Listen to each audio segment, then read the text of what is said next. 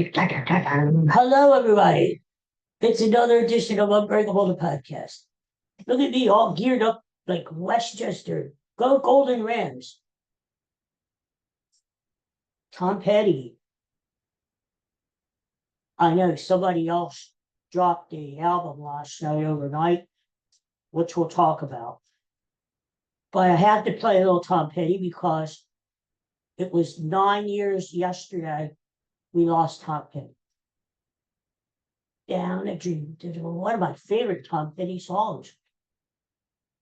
9 years, Tom Petty, 66 years old, he passed away. Well, I miss him because he was old school rock and roll. The thing is, Tom Petty, he didn't give in to like disco or all that crap. He stayed rock and roll. I mean, even what he did, he was so respected in the music business. He joined the Traveling Wilburys with George Harrison, Bob Dylan, these older guys, who just, Roy Orbison, who really respected him and brought him in to their band, and he was this young guy, and they brought him in. So he knew how to folk. He was a big fan of the Yardbirds and the Byrds, 60s music. And he made all these great songs, American Girl, Free Fallin', Won't Back Down. So many great songs. And you know what happened to him? He had a broken hip. He was on this big tour, 40th anniversary tour. Big tour, fractured his hip. And he didn't want to cancel the tour to get the hip fixed. So what did he do? He went out on tour, all these dates. It was one of his biggest tours ever, world tour. And how he got by with a broken hip every night playing concerts was he was taking a lot of painkillers. Medication, painkillers. Well, he made it through the tour. But, by the time the tour ended, he was addicted to these painkillers. Trust me, I know what it's like. It's easy to get addicted to painkillers. Well, a week after the tour ended, he should have went into the hospital right away, like the day after the tour ended, and got his hip fixed. And he would have still been around, chances are. I know that's a tough surgery to get a hip replacement, but even 9 years ago, it's commonplace. They do it every day. Instead, he was hooked on these painkillers, and they found him. He had died in his sleep, and what had happened is they figured he had accidentally reversed. He took too many painkillers. He mixed them with other drugs, and he died. So let that be a lesson to all of us. What he should have did was said, "Okay, fans, I'll be back in a year. Just hang on, right? Get my hip fixed. I'll be better than you, right? Be back." But he didn't do that, and it is sad what happened. I saw Tom Petty. Me and my brother Mark saw Tom Petty in the early 90s at the old Spectrum. Remember the Spectrum in Philly? It was a great place to see a concert. The acoustics were great. And he had just recorded his album, Full Moon Fever, which I loved, which that song, Running Down the Dream, was from Full Moon Fever. And we saw him at the Spectrum. He had this stage. It was all laid out like a magic carpet, like an Arabian Nights kind of thing, He had the lamps lit, and the carpet all over. And it was really, really pretty cool. And he did it. He did all of his hits, rock and roll stuff. And he stopped in the middle of the concert. He said, we want you to keep these prices low for you guys. No, The price concentrate is leaking is anymore. And all you people in the suites up there, we weren't really looking out for you. We're looking for the average people down here. Yeah, he really criticized the concert promoters and everybody who were like raising the ticket prices. So he just seemed like a regular guy who was in for the fans, and then basically that's kind of what did him in when you think about it. But anyway, rest in peace, Tom Petty. So, yeah, so what happened overnight? Taylor Swift dropped her album, Showgirl. The memories of Showgirl, Life of a Showgirl, whatever. Life of a Showgirl. And I haven't listened to it. Yeah, I like Taylor Swift as a person, but her music's okay. It's okay. It's okay. But, I'm into other tone. That's all I am. So, but for those people who got the album, who enjoy it. You know what I really love though? Seeing it on the news this morning. And there's all over the news that at midnight her album dropped. What I loved was the fact that people were going out to the stores, the record stores, Target, and buying the album like at midnight as soon as it dropped. Vinyl and CDs. CDs are back. Jeez. What I loved about it was we haven't seen that people like rushing out to buy stuff for a while.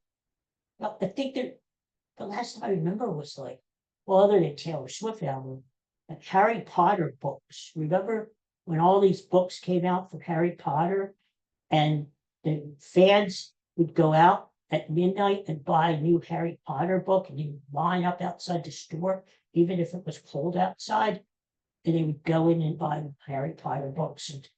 And then going way back, during my day in the 80s and stuff, when they had stuff like for Christmas, Beanie Babies and Cabbage Patch Dolls, and the things people were fighting over for Christmas. No, that's mine. Give it to me, damn it. That's mine. And they were actually lining up outside of the stores, and like you open the door, they're the store was overwhelmed with people, like herds of people running in and actually hitting each other over stuff. Wasn't that stupid? But that's what happened back in the day. And so it was kind of cool to see that excitement again. That people were going out there. Taylor Swift, I give her credit because she is bringing excitement back. I mean, other artists still have stadium tours, but she's bringing back the stadium tours, the big stadium to stadium, which she did an Eras tour all around the world. And now her music is just, it's almost Beatlesque. Like the Beatles, like that Michael Jackson back in the 80s. That's what people did for him. So it's nice to see that come, So that's good. Well, I came on because I wanted to talk. What a big sports weekend. Here I got Westchester University gear on because I love my old alma mater. Westchester U. Go Golden. But it's really a big Philly sports weekend. And I wasn't sure what I wanted to wear. Phillies or Eagles. Phillies or Eagles. But it's big because we got the Phillies starting Red October tomorrow, 6:38 at night, playing the LA Dodgers, the nemesis. Best out of 5. Whoever takes 3 games goes on to the league championship series. And then we got the Eagles playing Sunday at home against the Denver Broncos, who are good. They're good. So I wanted to come on and give you my picks and talk about both games really quick. And there's our friend Coco over there. Hi, Coco. He's sacking out. He's just chilling over there. So, and listening to the show, of course, like Bud used to do. Bud used to sit kind of a little bit up and used to listen to the show. I swear, I'm going to say this. I think Bud is Coco. Bud is reincarnated as Coco. He came back. Let's see. Anyway, so yeah, let's talk Phillies, huh? So, the Phillies are underdogs in this series. Underdogs. LA Dodgers are favored, even though the LA Dodgers had to play 2 games in the wild card series, which they crushed the Cincinnati Reds. That was like, it was like mosquitoes that were just crushed them. But and even though the Phillies have home field advantage, 305 games, if it goes to 5 games, are played in Philly. Yeah. Still, the Dodgers are favored, because the almighty Dodger, oh God, it's like Godzilla's come to kill. Like Shohei Ohtani. Yes, he's a great player. He's a great player. Don't get me wrong. He's got action pitcher up Saturday night, as well as hits. And the Dodgers as a team were world champs, you have to take it to. But that's one reason why I picked the Phillies to win the season. Wow. Phillies alive and fat. Phillies in fat. Why? Well, first of all, Phillies do have good fans. And Phillies, especially this year, tough to beat them. Big Philadelphia. That crowd going to go crazy tomorrow. I didn't get tickets, unfortunately. I did not get the money. But I'll be watching and rooting. So that crowd, which is the Vendetta, is just they play with feet off it. And plus, you know what? LA's a good team, but they didn't walk over. I mean, think about it. They were the third best team in the National League. Everybody's acting like this. The Dodgers are like almighty and hard to beat. Well, the thing of it is, they were the third best team in the league this year, behind the Phillies and behind the Milwaukee Brewers. So they weren't all that great. And they didn't like walk over the NL West. They beat the Padres by like 2 games, I believe. And, so the Dodgers are beatable. Plus, don't forget, the Dodgers already won the World Series last year. They may not be as hungry this year as they were last year. And I'm just saying, that little edge, that little hunger, uh, that little edge may not be there this year like it was last year. I'm just saying, and the Phillies are hungry because they've had so many chances in the last few years in the playoffs, and they haven't been able to get it done. They were in the World Series a couple years ago against Houston, and they lost. And this group, led by Bryce Harper, Hal Schwarber, Trey Turner, blah blah blah, they need to win the World Series, or their window is closing. These guys are getting older. Some of these guys won't be back on the team next year because they're free agents. Some of them will be traded. If they're going to get it done, they need to get it done now. So I think the Phillies definitely have more urgency to move on.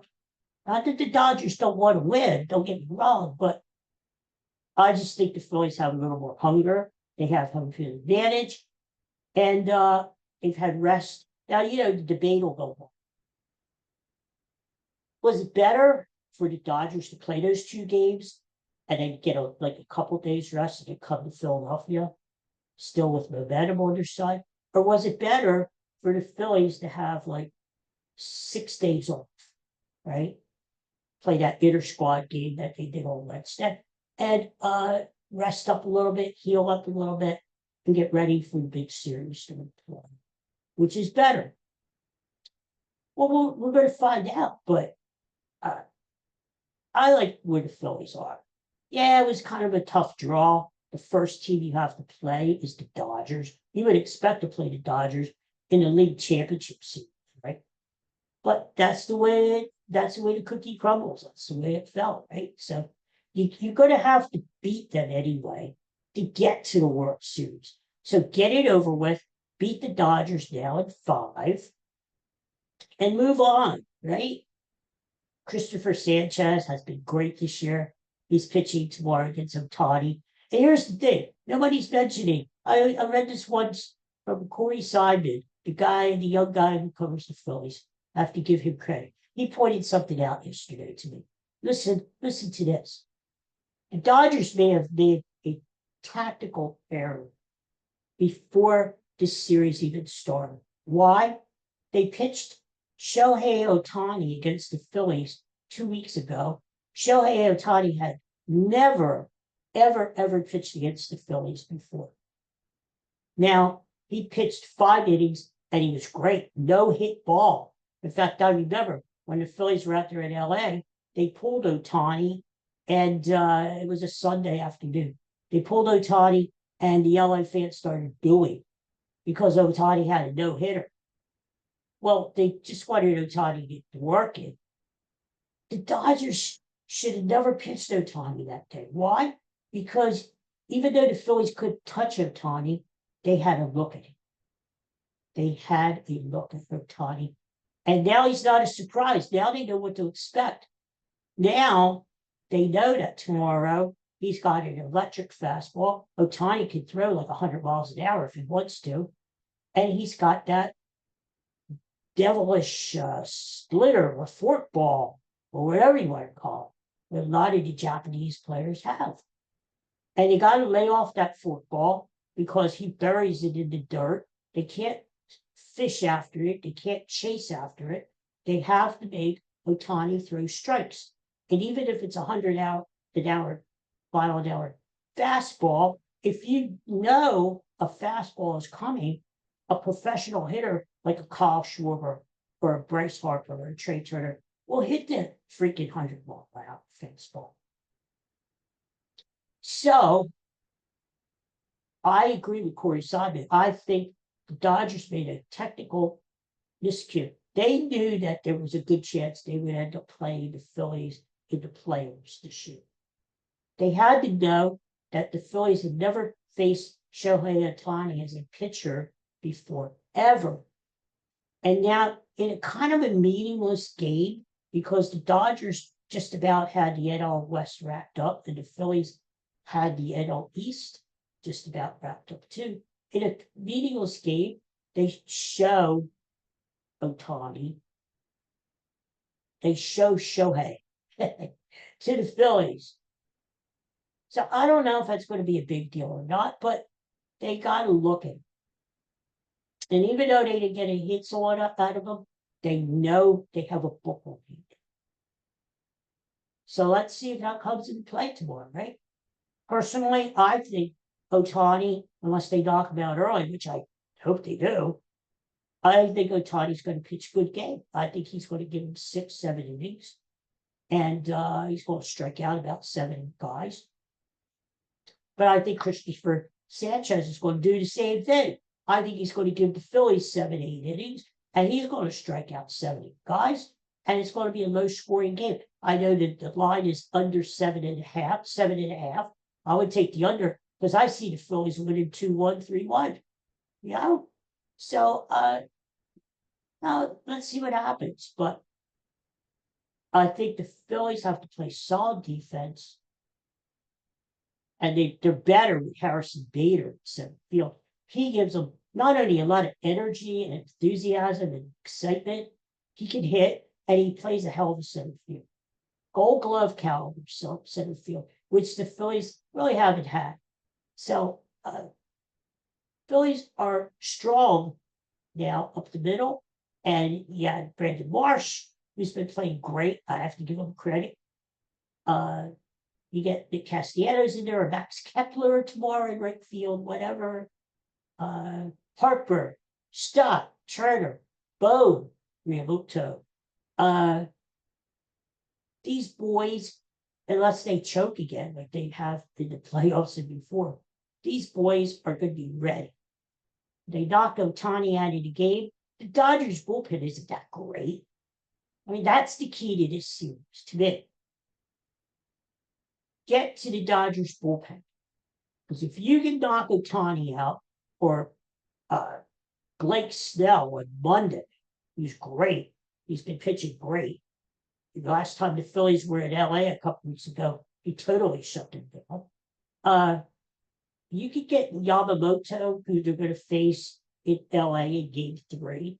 If you can get to these guys early and get into the Dodgers bullpen, the Phillies have a great chance of winning these games. So I think that's the secret.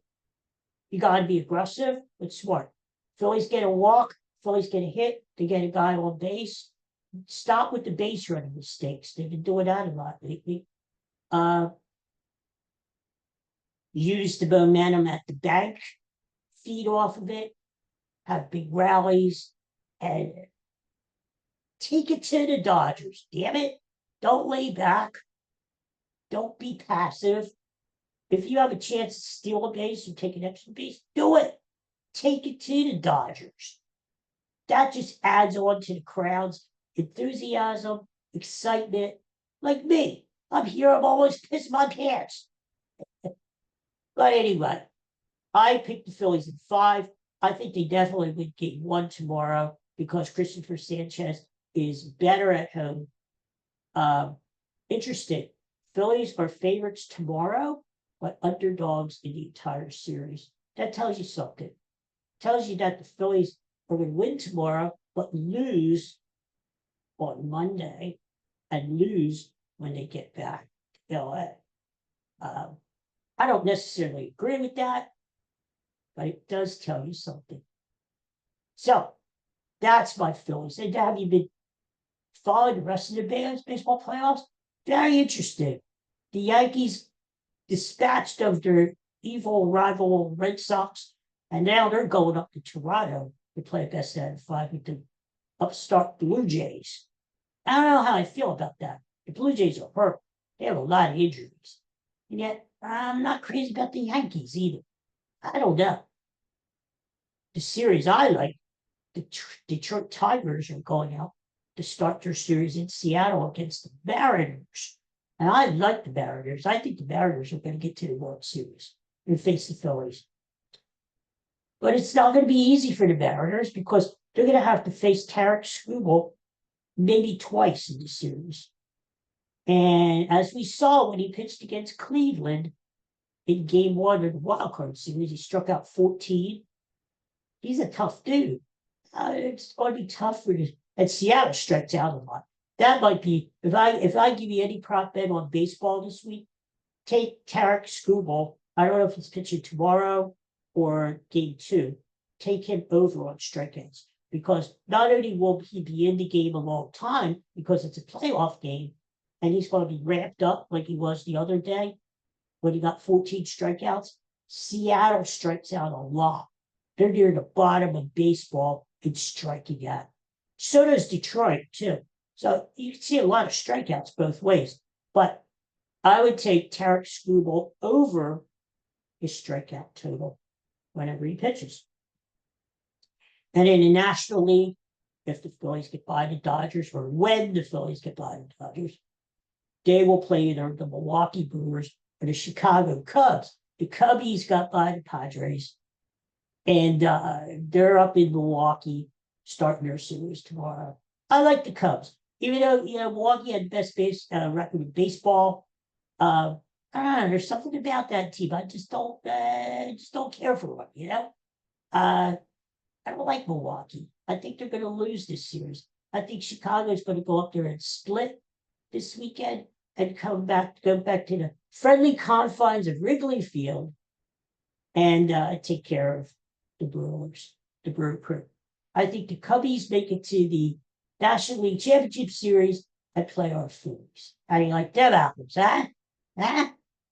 Hey, don't forget, I believe in momentum, and I believe in things like there's that extra edge that we have.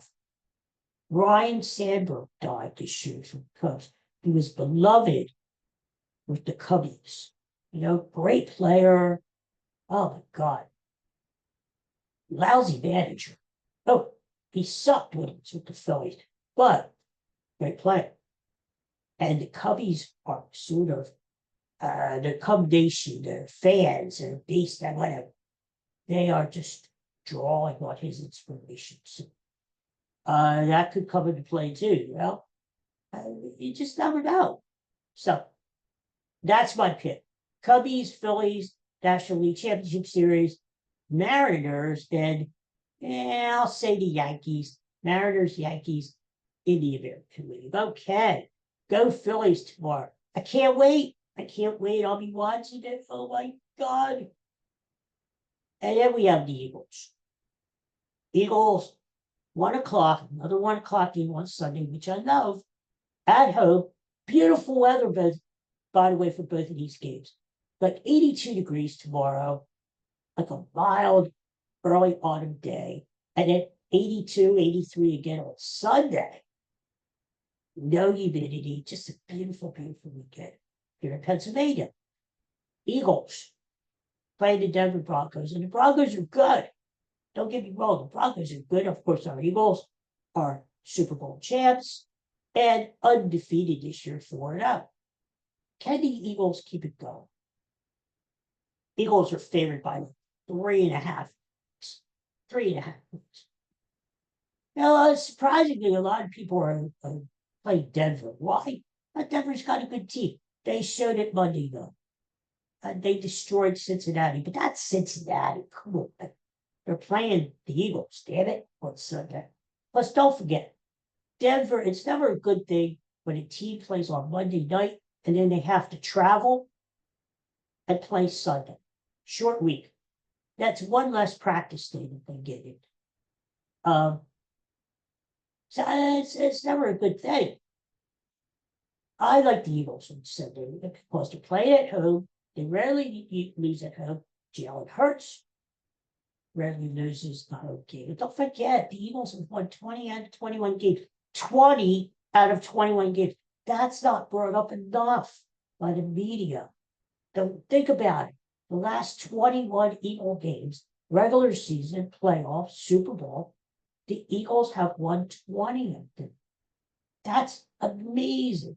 If any other team had done that, God forbid the Dallas Cowboys, Jesus, or a New York team, they'd be all over that. But, so you're telling me that the Denver Broncos, after a Monday night game, are going to come in here and kick our ass? Now, they could, but Bo Nix is an okay quarterback for the Broncos. It's okay. It's okay. But I think the Eagles kick ass. I see Bo Nix throwing at least one interception on Sunday. I see the Eagles clamping down the defense. Yes, the Eagles play in 4 days. They play at New York, the New York Giants and Jackson Dart next Thursday. The Eagles could be looking ahead. Yes. Any other team, I would say yes. But this is a team that means business. They know that every team, every win means something. It means home field advantage in playoffs. Eagles got through the first month of the season unscathed. The last month of the season, they have to go to Green Bay. They have to go to Buffalo. It's tough. Boys, rack up the wins now when you can. Stomp on Denver, stomp on them, and beat them. I say Eagles 27, Denver 17. That's what I say. But who am I? I'm just a peon here. Wearing all yellow, I look like a freaking banana. Anyway, a Savannah banana. Anyway, but I think the Eagles, what the Eagles have to do is they need to, well, here's the thing with the Eagles, okay? They are going to feed AJ Brown. You know, we've talked about this before. Every time AJ Brown bitches and complains, I'm not getting the ball. Trade me. I'm not getting the ball. Every time he does that, you know, the old saying, the squeaky wheel gets the grease. He's going to get the ball. You watch first play Sunday, little slant, little out powder to AJ. He's going to get the ball when he can. He's going to catch about 6 passes, maybe 100 yards, and he's going to be happy.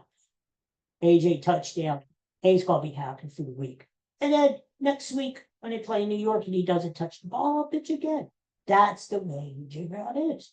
So, I think I think Saquon Barkley might have a good chance for a good game this week. Yes, yes, sir. Better than he's had. Denver's not that big against him. I can see Barkley having a good game. Saquon, Jalen Hurts, push tush. Now they can vary that push tush. Doesn't have to be a push tush. It could be another handoff to Saquon around the left side, walks in for a touchdown, has a cup of coffee and a sandwich as he's walking in. Maybe a bologna, maybe a grilled cheese. I don't know. But I can see that happening. And that the Eagles have the rest of the league all befuddled because they were trying to figure out how to stop the push tush. Or as Tom Brady said last week, I couldn't believe he said this. You can't push the tush if you have a sweaty tush. What the hell is he thinking about? Huh? Teams are trying to figure out the push tush. And now they have to deal with the fact that the Eagles are varying off the push tush with handoffs and shovel passes and all kinds of crap. So it just gives the league something else to think about there, So but I think the Eagles take care of business. I don't care what anybody else says. Listen to Daddy. Daddy here. Daddy knows best. And Daddy says the Eagles are going to take care of business on Sunday and go to 5-0. 5-0. That's the big number this weekend. 5-0 games. And all will be well in Philadelphia. Phillies are going to win Saturday. Eagles are going to win Sunday. La-di-da. Life goes right. Who cares about the Sixers and the Flush? I don't care, okay? Stop pushing the Sixers at me. They stink and they suck. Already took a bet with them. Their line is 42.5. Under. They stink. We don't know when Joel Embiid's going to play, if at all. We don't know if Paul George is going to play, if at all. Jared McKean already has his little peaky hurt or something. They stink. They stink. Sixers, do us a favor. Move away. Go to Camden or some damn thing. What the heck? Okay. I got one more thing to talk about here. I don't still have to talk about. Because, I only get on here maybe once a week now. And, I start talking. Oh, well, I want a personal note. My new book, which is called Stronger Than Bone.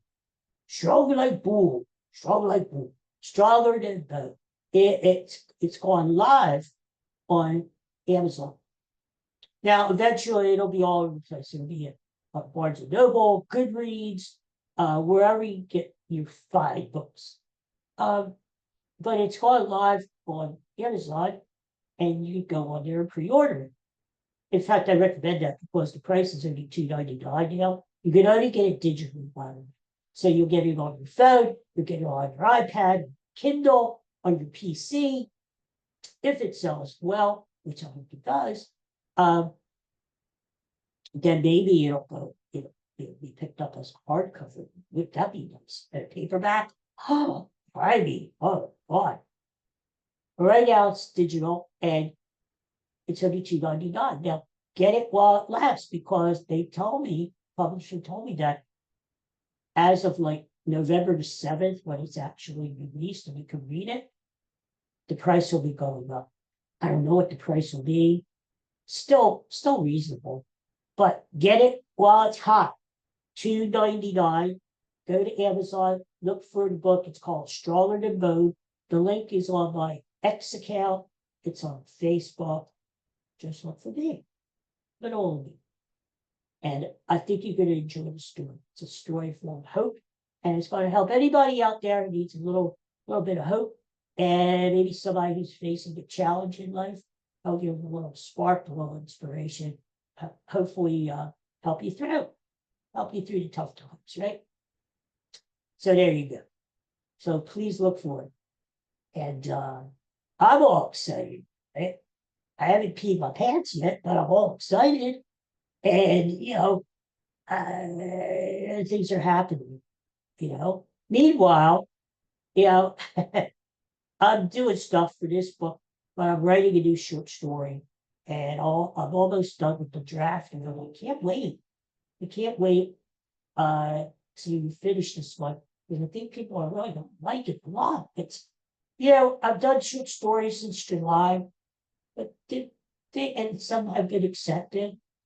To me, they're good, but they're just not top notch like I used to crank out there, like The Pond, Crossing Avenue Road, and all those classics that we used to crank out back in the day. Um, but this one I feel that I've gotten back to my classic mode. So I hope so. It's just got that feel to it. When you do something good and you know it's good, and you're like, I know it's good. I know this chocolate cake that I just baked is going to be good. I know. I know it's good. Well, that's how I feel about the story. So we'll see. We'll see. Uh, I'm having fun. And I hope you are too. I hope you're enjoying life. And thank you for listening. Thank you for tuning in. And I'll be back again. I'll probably be back on Monday or Tuesday, because we have a lot to talk about. So we're going to have to review the Phillies and hopefully their victories over the Dodgers. And we got to talk about the Eagles and how they kicked the Denver Broncos' ass. We got to talk about that, right? We got to.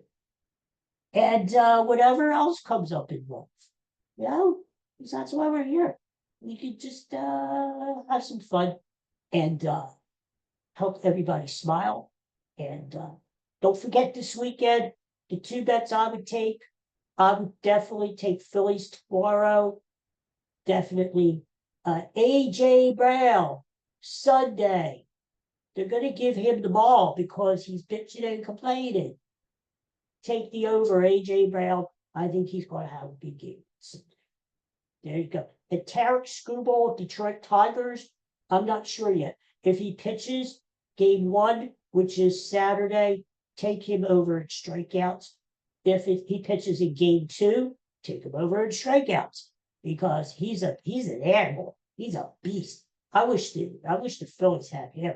Oh God, the guy, he's like the Incredible Hulk. He's all up there on the pitching mound. He's like throwing the ball like 118 miles an hour.